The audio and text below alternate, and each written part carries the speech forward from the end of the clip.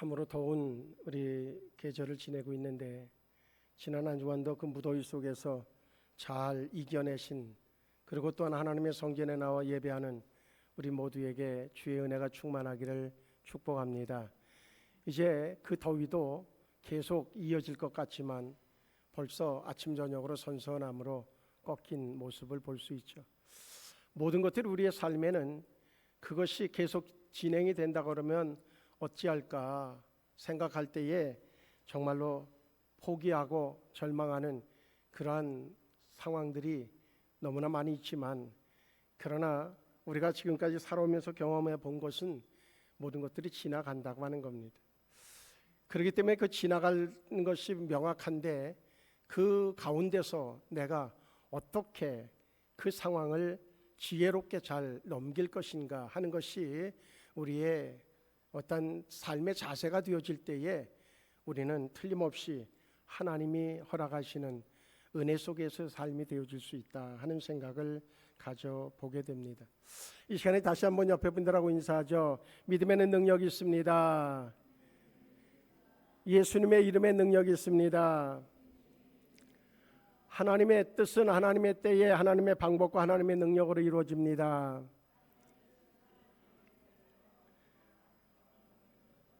그 사실을 우리가 분명히 확신하는 자들인 줄로 분명히 믿습니다.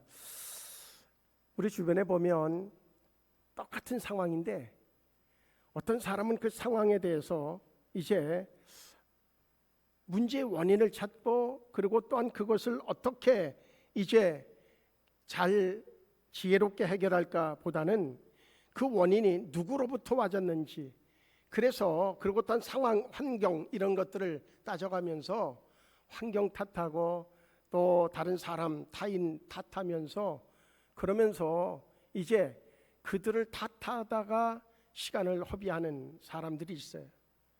그런가 하면 또 다른 형태의 사람은 분명히 그것들을 다 인정한다고 해도 그렇다고 하면 내가 지금 해야 될 일이 무엇인가 라고 하는 것, 환경과 그리고 사람을 탓하던 것들을 멈추고 이제 내가 이 상황에서 어떻게 할 때에 이 상황에서 최고의 결과를 낼 수 있을까 하는 것에 집중하는 사람들이 있다고 하는 거죠. 그 두 사람의 어떤 마지막은 전혀 다른 결과를 맺는 것은 분명합니다. 환경을 탓하기보다는 자신을 바꾸려고 하는 자세, 이것은 우리에게 그 어느 것보다도 중요한 삶의 자세다 하는 거죠. 2300년 전에 시작된 스토아 철학의 핵심 메시지가 뭔가 하면 분명히 노예가 아닌 주인의 삶을 살라고 하는 것을 강조를 합니다. 노예는 뭐예요? 지시하는 대로 그저 그것을 따라하는, 그가 바로 노예인가 하면 주인은 결정권을 자기가 가지고, 그리고 그것을 이제 어떻게 결정해야 최선의 결과를 얻을 수 있을까를 생각하면서 그 결과물들을 만들어내는 자가 바로 주인의 삶이라고 하는 겁니다. 우리는 육신적으로는 통제할 수 있는 그러한 부분들이 제한적일 수 있습니다. 왜 그런가 하면 환경의 영향을 받기 때문에 그래요. 그러나 중요한 것은 우리의 마음만큼은 이제 어떤 것에도 영향받지 않고 내가 결정하는 것에 달려있다고 하는 것, 그것을 인식했던 것이 스토아 학파들의 그러한 중심 사상이었습니다.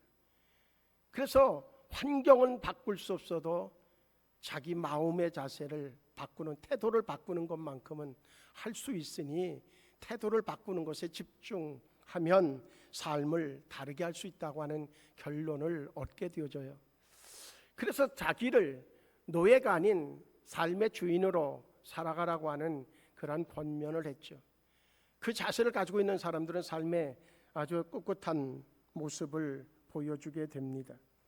거기 보면 에픽테토스라고 하는 사람이 그 스토아 철학의 아주 중심 인물이기도 한데, 그 사람은 이런 얘기를 하고 있습니다. 어떤 일들은 우리가 통제할 수 있고 또 어떤 일들은 그렇지 않다. 이런 기본적인 원칙, 그리고 통제할 수 있는 일과 그렇지 않은 일을 구분하는 방법을 확실히 배운 뒤에야 내적인 평온과 외적인 효율성을 누릴 수 있다. 그렇게 얘기합니다. 이 얘기 중심 뭔가 하면 분명히 분석하고 환경을 어떻게 판단하는 것은 명확하지만 그러나 그것에 대해서 내가 어떻게 할 것인지에 대한 그 결정에 따라서 그는 평온을 찾을 수도 있고 그렇지 않으면 아주 불안함의 절망의 소용돌이 속으로 빠져들 수 있다 하는 얘기를 그렇게 표현해 주고 있습니다. 오늘 새벽부터 우리가 지난 금요일까지 누가복음을 하고 그리고 오늘 새벽부터 갈라디아서를 우리가 보고 있습니다. 갈라디아서를 보면 거기에 1절에 바울은 그렇게 자기를 정리합니다. 어떻게 정리하는가 하면 사람들에게서 난 것도 아니요 사람으로 말미암은 것도 아니요 오직 예수 그리스도와 그를 죽은 자 가운데서 살리신 하나님 아버지로 말미암아 사도된 바울은 그렇게 말씀을 출발합니다. 자신의 삶이 이제 정말 온전히 하나님이 자기를 지명하여 불렀고 그리고 하나님의 사도가 되어진 하나님이 사도로 삼으신 그러한 존재가 자신이라고 하는 사실에 대한 확신을 갖습니다. 그렇게 자기 정체성을 명확하게 만들고 나니까 그는 그 이후의 삶의 자세는 어떻게 되어지느냐. 오늘 그 10절에 보면 갈라디아서 1장 10절에 보면 이런 고백을 합니다. 이제 내가 사람들에게 좋게 하랴 하나님께 좋게 하랴 사람들에게 기쁨을 구하랴 내가 지금까지 사람들의 기쁨을 구하였다면 그리스도의 종이 아니니라. 그렇게 말씀하고 있어요. 중요한 거는 자기 자신을 어떠한 존재인지에 대하여서 명확하게 이제 정리하고 난 이후에 바울은 이제부터 거기에 맞춰서 살기로 결정하는 모든 삶의 태도를 거기에다 맞추고 있다고 하는 사실을 발견하게 되어집니다. 이것은 너무나 중요해요. 자기의 상황은 수시로 바뀔 수 있다는 거죠. 지난주에 참 좋아서 막 껄껄대고 웃었던 생활이 이번 주에는 어떻게 될지 아무도 예측할 수 없어요. 지난주에 낙심하고 절망하고 이러다가 내가 정말로 이 고통 속에 이제 나의 인생이 끝나는 거 아닌가 그런 절망 속에 빠지는 상황이 있었던 사람조차도 이번 주에 어떤 상황이 자기의 삶을 역전으로 만들지 아무도 모릅니다. 근데 그 중에 가장 중요한 것은 뭔가 하면 내가 누구인지에 대하여서 어떻게 인식하고 있느냐라고 하는 것은 대단하게 중요하다는 거예요. 바울은 분명히 하나님이 자신을 부르셔서 사도로 명하셨다는 거예요. 사람이 준 게 아니라고 하는 거죠. 그 정체성은 온전히 하나님의 뜻에 자기의 삶을 마치게 되어집니다. 그래서 사람들이 이러쿵저러쿵 하는 얘기에 자기의 마음을 빼앗겨서 그저 밤에 잠을 못 자고 그런 모습이 그에게 나타나지 않습니다. 하나님께서 어떻게 보시느냐, 그것이 삶의 가장 핵심 그러한 내용이었어요. 그래서 그는 갈라디아서 1장 10절에서 명확하게 얘기하죠. 내가 사람을 좋게 하겠느냐 하나님을 좋게 하겠느냐. 내가 만약에 사람을 기쁘시게 하는 일에 거기에 나의 삶의 목적이 주어졌다고 하면 나는 하나님의 종이 아니다. 그렇게 표현하는 것을 볼 수 있습니다. 그렇다고 해서 사람들의 이야기나 어떤 의견들을 무시하는 것이냐, 그렇지 않아요. 다 청취하되 결과적으로는 이것이 하나님이 어느 것을 기뻐할지를 보고 결론을 내린다고 하는 거예요. 그리고 결론 내려진 것이 정말 하나님의 뜻으로 결론되어지면 그는 그것을 위해서 목숨을 거는 것까지도 그는 두려워하지 않는 그런 삶이 바울의 삶이었습니다. 오늘 저는 이사야서 43장의 말씀을 읽으면서 어느 부분에서 감동이 와졌는가 하면 43절에 보면 3절에 그렇게 얘기하죠. 대저 나는 여호와 네 하나님이요 이스라엘의 거룩한 이요 네 구원자임이라 내가 애굽을 너의 속량물로 구스와 스바를 너를 대신하여 주었노라. 그러면서 그 다음에 이야기가 이렇게 전개됩니다.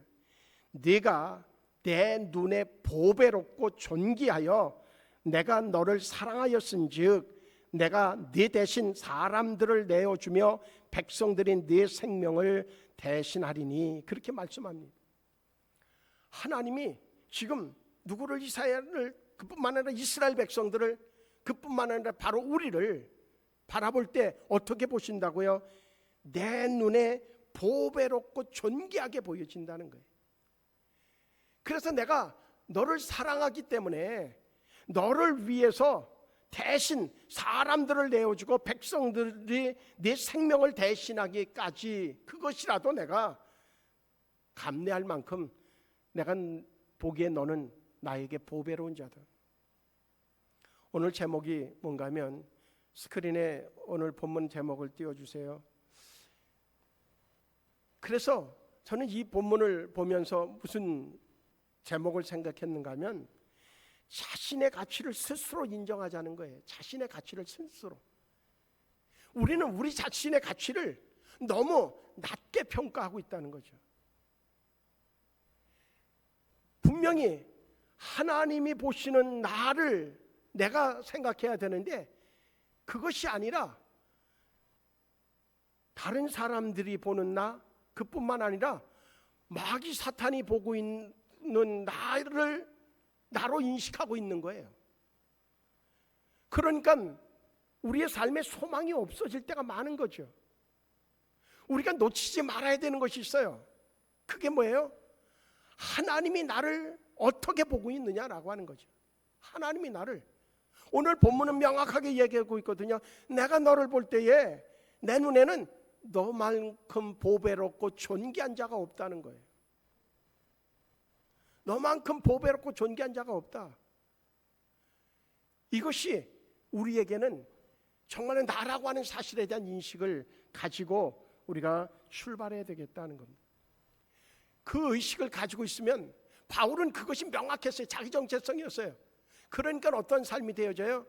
오직 하나님이 나의 삶의 어떤 가치 기준이 되어지는 거죠. 그의 말씀이 나의 삶의 가치 기준이 되어지는 거예요. 그가 나를 평가하는 그것이 나의 삶의 가치가 되어지는 거예요. 우린 그게 안 되면 어때요? 사람들이 나를 어떻게 보느냐, 그것 때문에 그저 밤잠을 이루지 못하고 식음을 전폐하기까지 하고 그리고 절망하게 되어지고 그런단 말이죠. 오늘 새벽에 갈라디아서 1장 1절로 10절의 말씀을 이제 나누고 들어가면서 그런 단어를 떠올렸어요. 우리가 잘 사용하고 있는 내려놓음이라고 하는 단어. 근데 이것과 무엇과 비교가 되어지는가 하면 포기라고 하는 거예요. 사람들은 포기를 가지고 내려놓음으로 착각하는 경우가 너무 많아요.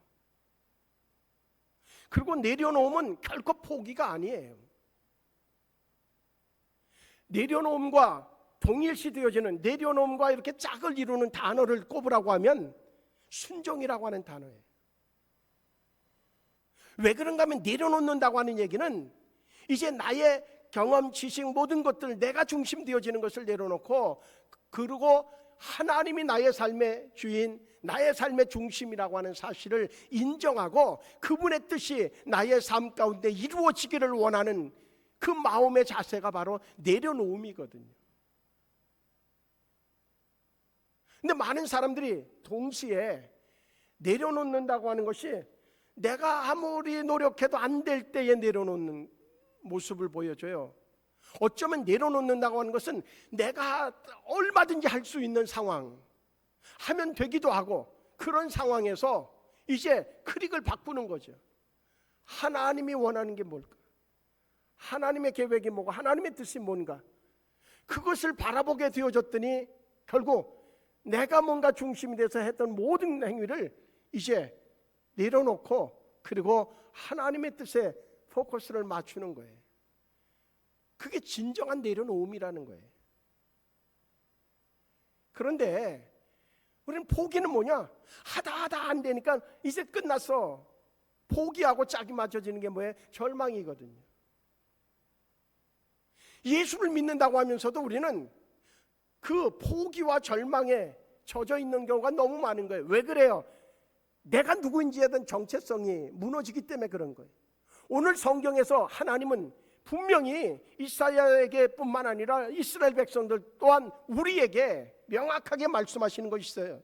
그건 뭐냐면 네가 내 눈에 보배롭고 존귀하며 내가 너를 사랑하였은즉 모든 것들을 다 주어서라도 너를 사랑한다는 거예요. 그렇게 되니까 어떻다고요? 분명 오늘 본문을 통해서 우리에게 주시는 우리의 존재를 다시 한번 살펴본다고 하면 이제 이사야가 활동하던 시대는 어떤 시대인가 하면 아수르와 바벨론이라고 하는 강대국에 의해서 위협을 받고 있었던 그 시절이에요. 아수르와 바벨론, 그건 세계사 속에서도 강대국이잖아요. 그들 틈바구니에서 이제 하루가 내다볼 때마다 먹구름이 밀려오는 그러한 시기 속에서 하나님이 이사야를 통해서 이 말씀을 주고 있는 거거든요. 그렇게 보배로운 존재가 되어지니까 하나님이 뭐라고 했냐면 이제 이사야를 통해서 1절을 통해서 무슨 얘기를 해요? 야곱아, 너를 창조하신 여호와께서 지금 말씀하신다. 이스라엘아, 너를 지으시니가 말씀하시느니라. 그러면서 뭐라고? 너는 두려워하지 말라. 내가 너를 구속하였고 내가 너를 지명하여 불렀나니 뭐라고요? 너는 내 것이라. 너는 내 것이라는 거예요. 분명하게 이 말씀이 나를 향한 말씀이라고 믿어지십니까? 이게 믿어져야 돼요. 하나님이 나를 향해서 뭐라고 한다고요? 너는 내 것이야. 하나님의 것이 되어지는 것은 그건 기쁘고 즐거운 일 아니겠어요? 단순히 그의 소속물이 되어져서 그의 놀이객감이 되어진다고 하는 개념을 가진 사람은 그게 힘들고 어려울 거예요. 그런데 그의 것이 되어졌음으로 인하여서 그때부터 그분이 가지고 있는 모든 권한을 다 행사할 수 있는 그러한 권세를 지닌 자가 되어졌다고 하면 기쁘고 즐거울 거예요. 어떤 사람은 예수를 믿어가면서도 하나님의 그 조종물, 놀이객감 그리고 이용물 그렇게 생각하는 사람들도 없지 않아 있어요. 그들은 하루하루가 피곤해요. 예배 드리러 오는 게 피곤해요. 또 가야 돼? 또? 아니 뭐 일주일은 왜 이렇게 빨리 와? 예배 시간은 왜 그렇게 많지? 그리고 또 뭐 목사님은 또 뭐 기도해야 한다고 나오라고 그러고 뭐 왜 그러지? 그렇지 않아도 바쁘고 힘들고 죽겠는데. 그런데 만약에 어떤 아주 정말 내가 사고 싶은 것이 있는 그 마트에 이제 한 번호 딱 가면 등록이 되면 포인트 카드를 주잖아요. 포인트 카드를 줄 때 한 번 오면 도장 찍고 10번 찍으면 그 다음에 내가 원하는 물건을 가질 수 있다. 그러면 어때요? 그 마트에 다른 것 저기에서 다른 데 가서 살 것도 그 마트 가서 사지 않겠어요? 하나님 앞에 와서 하나님 앞에 포인트 카드 찍는 게 큰 마트에서 대형 마트에서 자기가 원하는 거 갖고 싶은 거와 비교가 되겠어요? 근데 그 본질을 이해하지 못하고 그 본질에 대한 감동이 없는 이는 우리가 마태복음을 이제 누가복음을 지난 금요일 철야까지 다 했지만은 그 부분에 봐도 마지막 24장에 가보면 무슨 얘기가 나와요? 엠마오로 내려가는 예루살렘에서 엠마오로 내려가는 두 제자들의 대화가 나오잖아요. 예수님이 그 대화 속에 끼어들었어도 그들의 눈을 어둡게 하니까 그분이 예수님인 줄 몰라요. 그분이 또 저 제자들에게 말씀을 듣고 이해하도록 역사하시니까 하나님의 말씀이 들려지기 시작해요.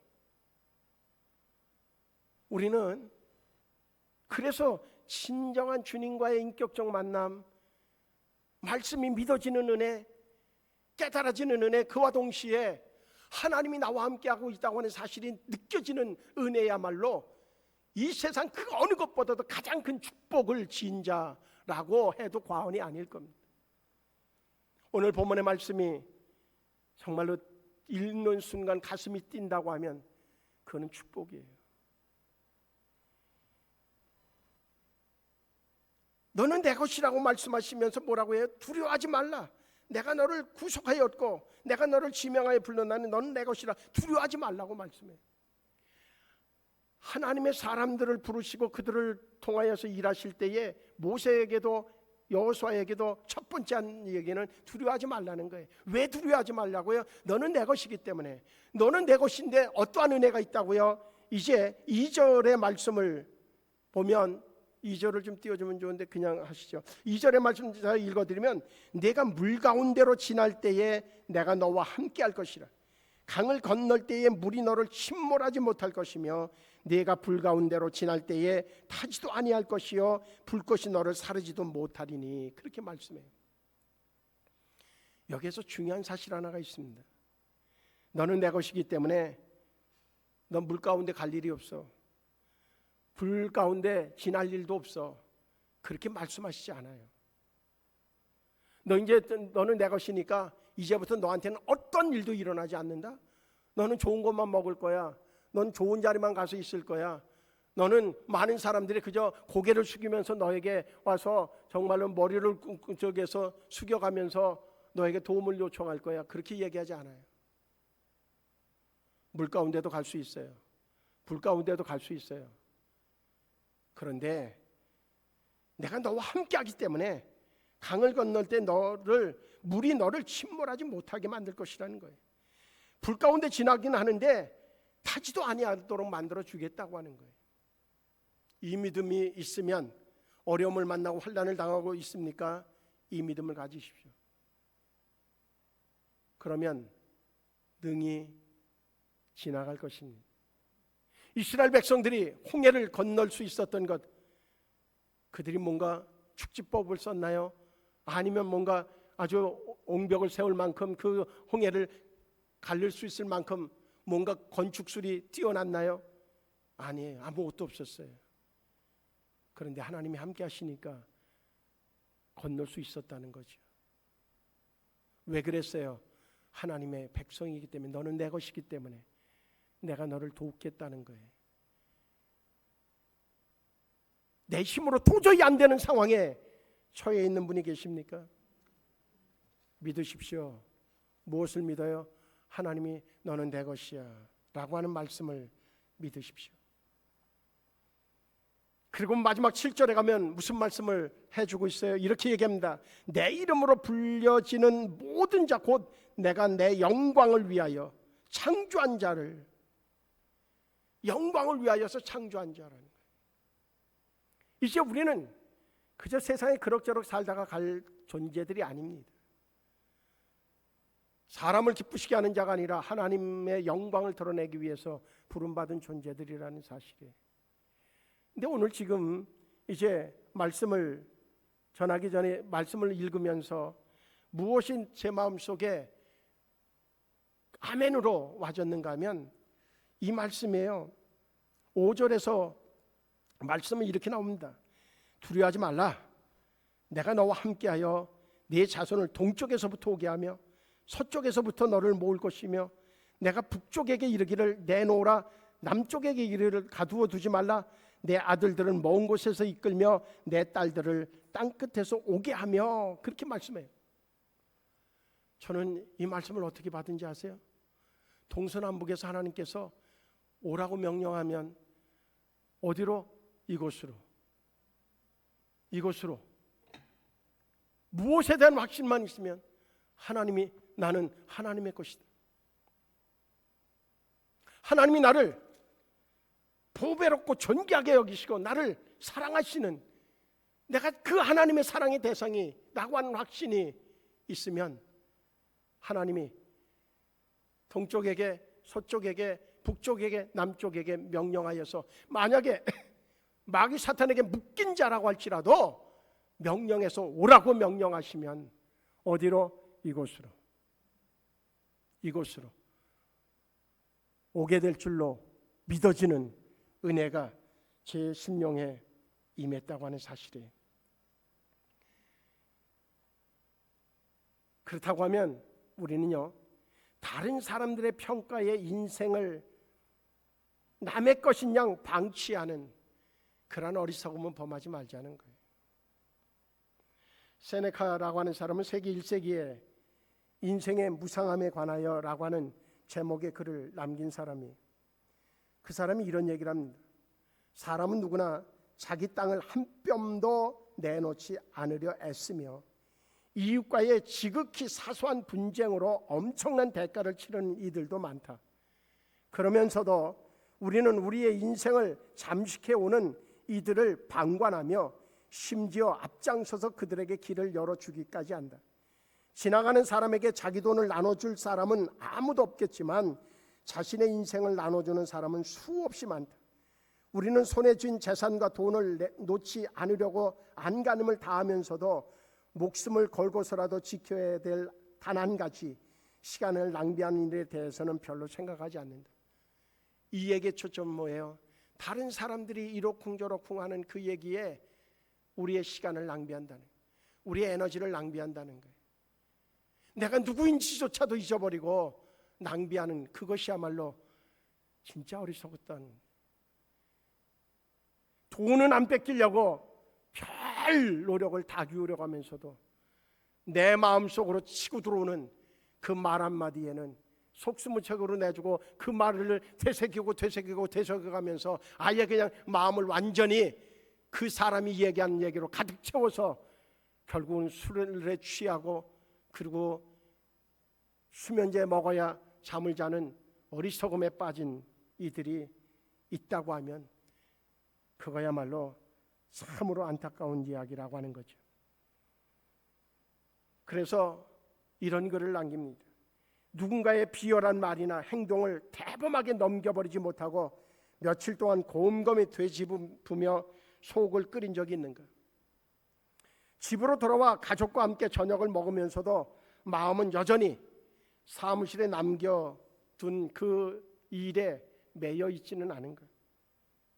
일요일 밤 침대에 누웠는데 처리해야 될 일들이 주마등처럼 머릿속을 휘쳐가면서 잠 이루지 못하고 뒤척거린 적은 없는가 하는 거예요. 세네카라고 하는 사람은 그래서 우리에게 지혜를 던져주고 있어요. 쉬는 시간에는, 그리고 생산적인 그런 생각을 펼쳐서 나를 이제 일어서게 할 수 있는 시간으로 필요한 그 시간에 오만 가지 잡생각으로 나를 죽이지 말라 하는 이야기를 그 세상 사람도 하고 있어요. 하물며 하나님의 말씀을 통해서 우리가 명확하게 그분에게 보배롭고 존귀한 자, 그분의 사랑을 통하여서 다 주고라도 너 지키는 게 나다라고 말씀하시는 그 하나님의 그 사랑을 받고 있는 우리가 과연 지금 어떻게 하고 있는가 하는 것들을 좀 생각해 봐야 되겠다.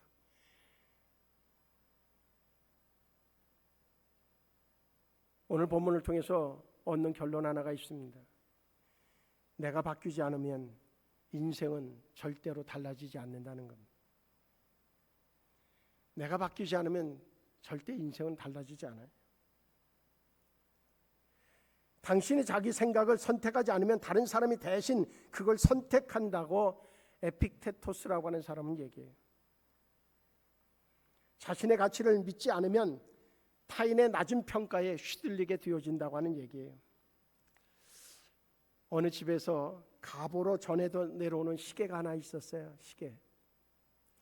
그 시계를 이 아버지가 이제 아들에게 좀 물려줘야 되겠다 그렇게 생각을 하고 주기 전에 아들에게 이야기를 해요. 야, 이 시계를 가지고 보석성에 가서 한번 그 가치가 어느 정도인지 좀 알아보고 와라. 그랬더니 아들이 예, 알았습니다. 그리고 보석성에 가서 이제 얼마의 가치가 있어요. 그리고 보였더니 이제 얘기를 해요. 낙심하고 그 아들이 들어오는데 표정이 별로 안 좋아요. 그래서 야, 뭐라고 그러더냐 그랬더니 아들이 얘기해요. 예, 보석성에 갔더니 $100뿐이 안 준다고 합니다. 가치가 $100뿐이 안 된다고 그럽니다. 그래?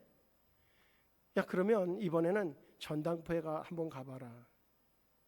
예, 알았습니다. 전당포에 갔다 오더니 저 들어오는 표정이 아예 그냥 얼굴에 완전히 망가져서 들어와요. 왜? 뭐라고 그래? 그랬더니 그 아들이 얘기해요. 전당포에서는 $20밖에 안 준다 그럽니다. 가치가 그것뿐이 안 된대요. 오래돼서. 그래? 그러면 이번에는 시내에 있는 박물관에 한번 가서 물어봐라.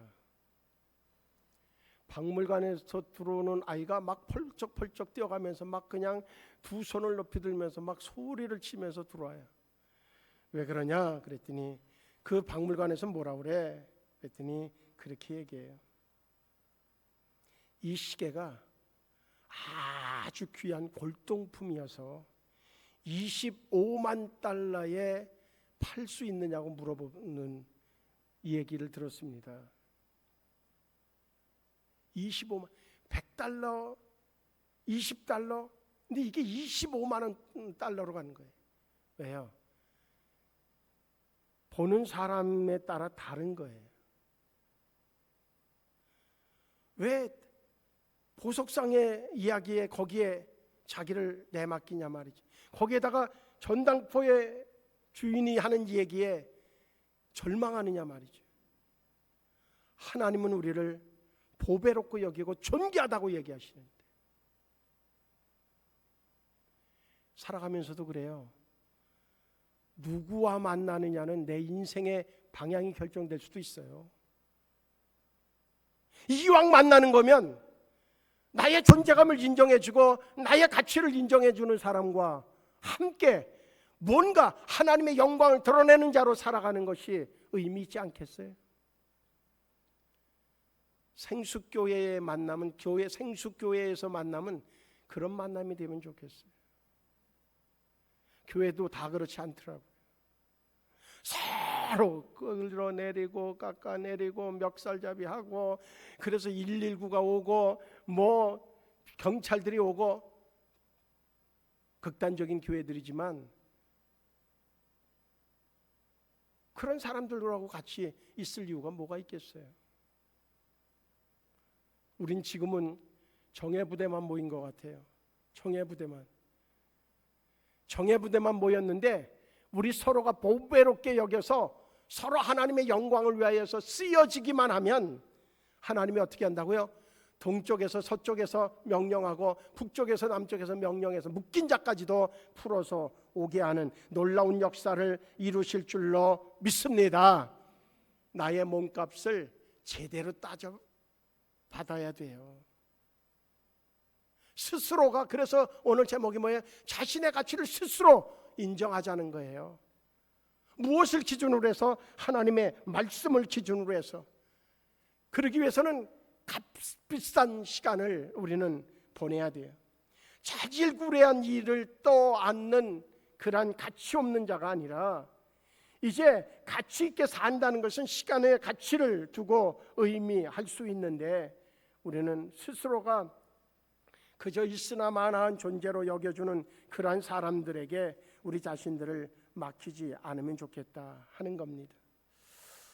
결론적으로 상황은 바꿀 수 없다고 하면 그에 대한 태도는 선택할 수 있다고 하는 사실을 우리는 명확하게 기억하면 좋겠습니다.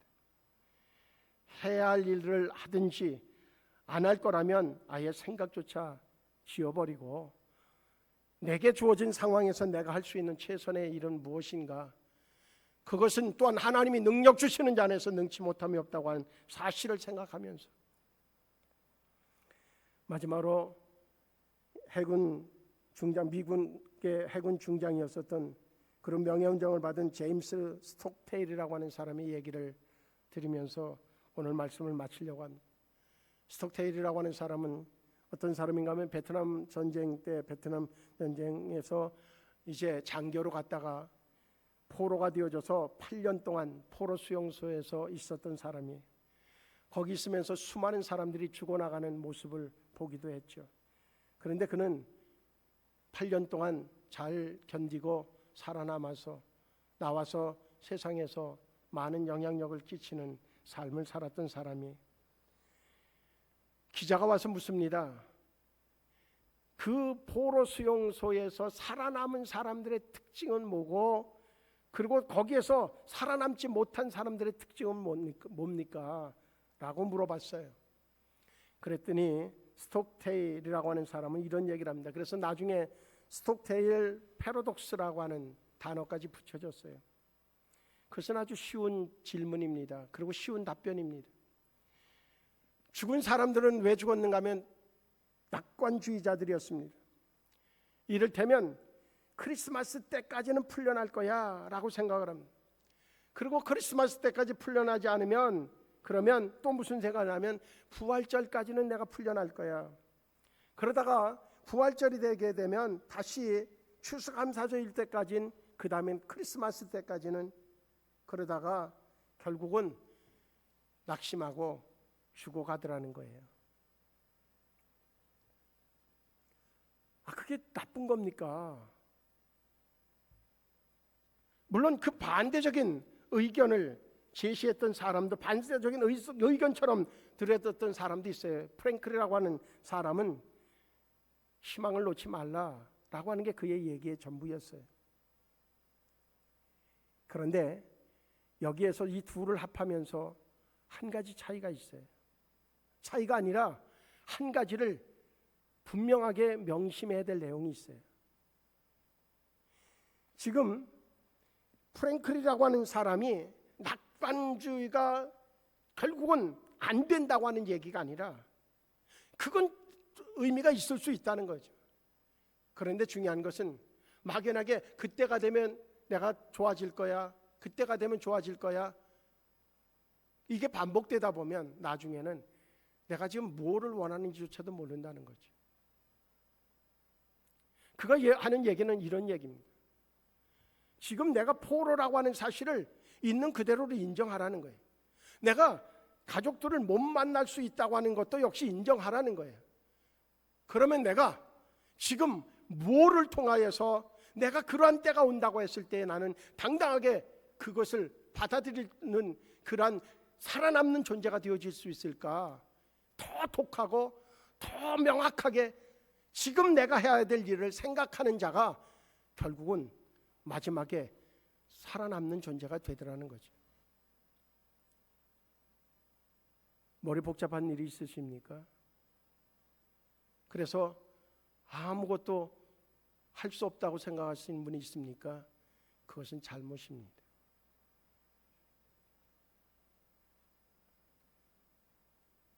내가 진정으로 하나님의 보배로운 자, 존귀한 자, 그분이 모든 것들을 다 주고라도 지켜내려고 하는 존재라고 하면 반드시 그 포로 수용소도 그를 만들어가는 하나의 과정입니다. 어떤 사람은 동굴 속으로 어려움을 만나면 동굴 속으로 들어가는 사람이 있어요. 그는 결국 죽습니다. 터널로 들어가는 사람이 있어요. 그 사람은 환한 햇빛을 보게 됩니다.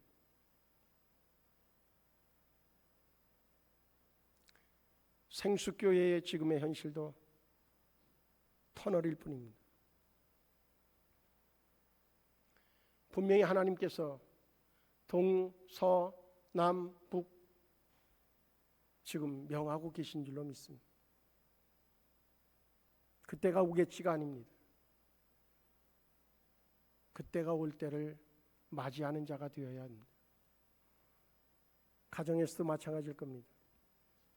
삶의 전부를 우리는 그렇게 자신의 가치를 스스로 인정하는 자의 삶다운 삶을 살아내는 저와 우리 모두가 되어지기를 주의 이름으로 축복합니다.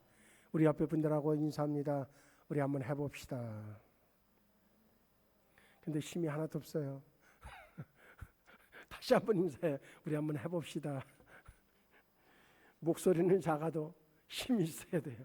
기도하시겠습니다. 좋으신 하나님, 하나님이 우리를 보면 보배롭고 존귀하게 내가 사랑할 만하다고 말씀하시는데 너는 내 것이라고 말씀하시는 그 말씀이 우리의 심령 깊은 곳에 자리 잡아서 그것으로 인하여 매 순간을 우리가 결정하고 살아갈 수 있는 자로 축복하여 주시옵소서.